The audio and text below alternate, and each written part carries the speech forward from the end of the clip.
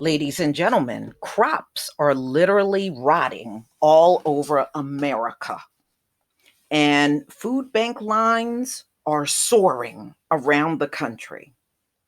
You know, these folks may own the farm, but they can't work their own farm. This is why back in the day they used slaves, and today they use Mexicans because they cannot literally work their own farm. They own the farm, but can't work their farms. So if nobody is out there to maintain it, it goes to hell. So this came out in Politico, April 26, 2020. USDA let millions of pounds of food rot while food bank demands soars. Mm-mm-mm. Tens of millions of pounds of American grown produce is rotting in fields as food banks across the country scramble to meet a massive surge in demand, a two-pronged disaster that has derived farmers of billions of dollars in revenue while millions of newly jobless Americans struggle to feed their families, while other federal agencies quickly adapted their programs to the coronavirus crisis. The Agriculture Department took more than a month to make its first significant move to buy up surplus fruits and vegetables despite repeated entreaties. It's frustrating, said Nikki Fried, Commissioner of Agriculture in Florida. Fried, who is a Democrat and much of a Florida congressional delegation, asked Agriculture Secretary Sonny Perdue nearly a month ago to use a broad authority and funding to get more Florida farmers plugged into federal food purchasing and distribution programs as the food service market collapsed. Unfortunately, USDA didn't move until last week. Tom Vilsack, who served as agriculture secretary during the Obama administration, put it this way: it's not a lack of food, it's the lack of food is one place and the demand is somewhere else. And they haven't been able to connect the dots. You've got to galvanize people. It's been 6 weeks since Donald Trump and the Center for Disease Control and Prevention first urged Americans to avoid restaurants as part of a national social distancing guidelines to slow the spread of COVID-19, a move that immediately severed demand for millions of pounds of food embarked for professional kitchens across the country. Now, apparently, many of these restaurants in the country bought directly from farmers. So when they closed off their dining area, it really cut in half or even more the need of them getting food from these farmers because now everything's on takeout. Just 50 miles from Trump's home in Mar-a-Lago, Florida, growers, much of whose produce is disdain for restaurant chains, face an immediate crisis, find customers for surplus crops, or plow the fields under to avoid attracting pests. Images of farmers destroying tomatoes, plowing up squash, burying onions, and dumping milk shocked many Americans who remain fearful of supply shortages. See, these folks would rather destroy their crops than use the crops to help American people. They would much rather destroy it and not let anybody have it. Just let it sit there and rot.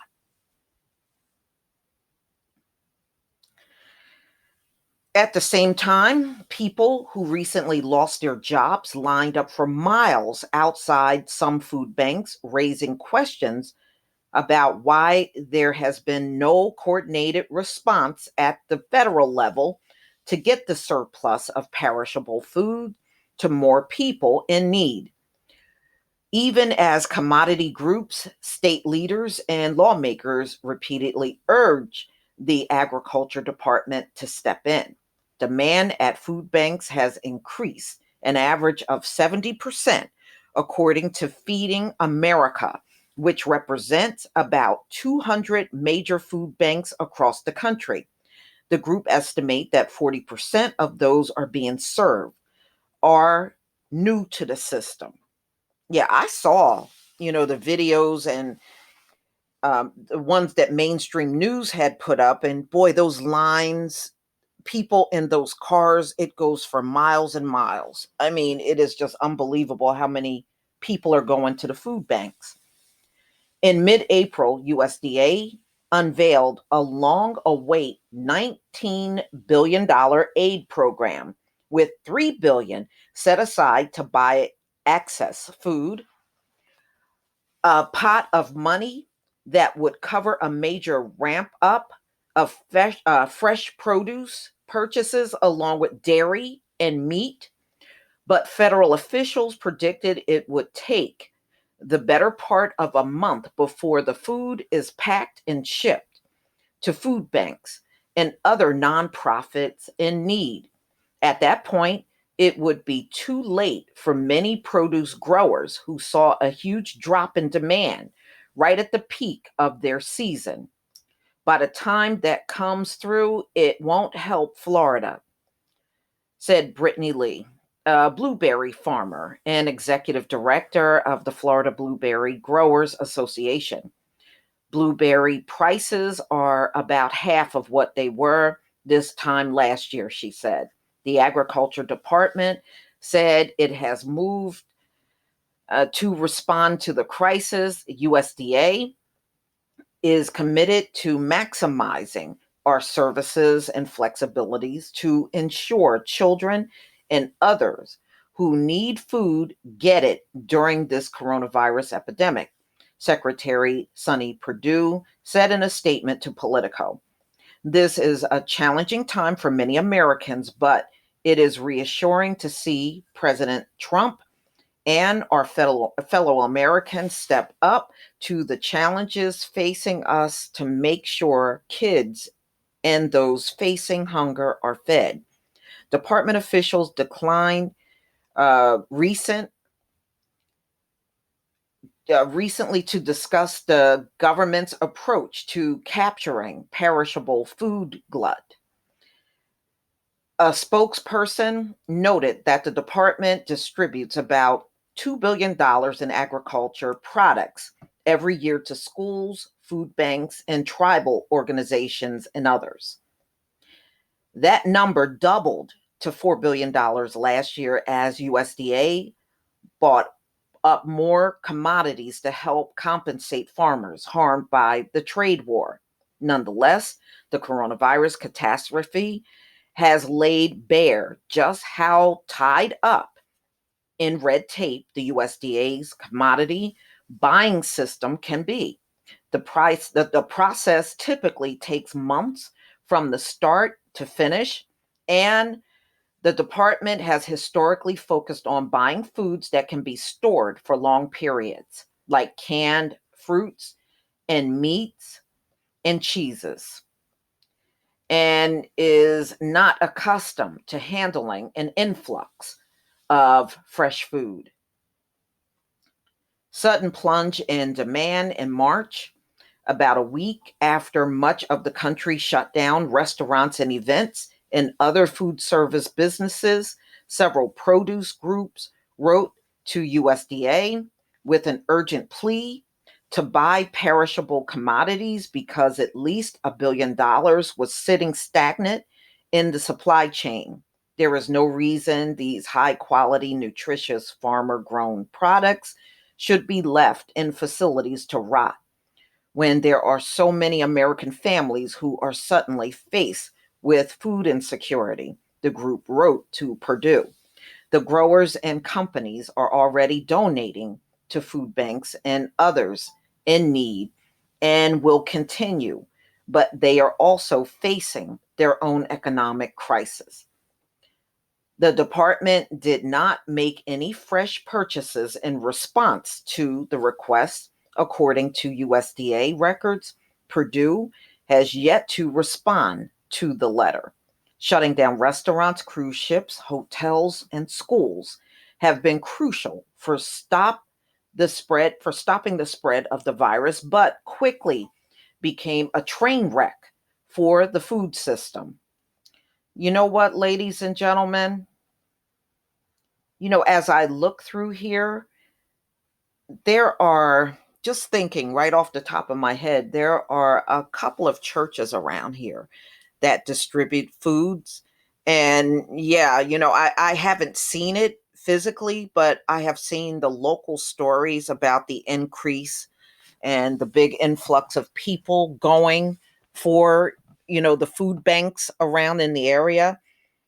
I just can't imagine how this is nationwide, but you see the people out there trying to go to these food banks. So look like this has been a really tough time for farmers because they're not making hardly anything now that so much of the country is shut down. They're just letting their stuff rot, or they're just burying whatever they can't get rid of. And of course, as time goes on, we're going to see a lot more shortages. Like these farmers got all these rotted crops, and you got the meat packing companies that had to shut down because of the spread of coronavirus. You can count on these shortages. You can count on it. You better start thinking about gardening. That's your mindset. You better get your mind right, because that's what you're going to have to do if you plan on getting through the season. You're not going to find everything that you are looking for out there, and there are still many shortages, even in stores. I had a delivery made to my house from Walmart. You should have seen how many out of stocks there were. There were a lot. There were a lot. I would say probably about a good $100 in food that I had ordered. I'd ordered $300 in groceries, and about $100 of it was out of stock. So I did not get everything I wanted. I'm not complaining. I'm grateful for what I got, but I can already see many shortages on different products, fruits, vegetables, meat. That's already happening out here. And this is only going to get worse. We're still in April. We haven't even touched summertime yet.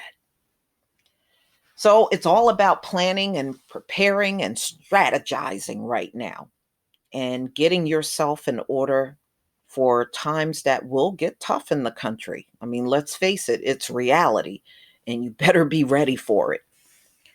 But y'all, please tell me what you think about all these rotted crops in the country, because these farmers cannot move their products now, not like they used to. Please leave your comment and subscribe. Don't forget to hit on the notification bell, and I'll see you on the next video. Peace, family.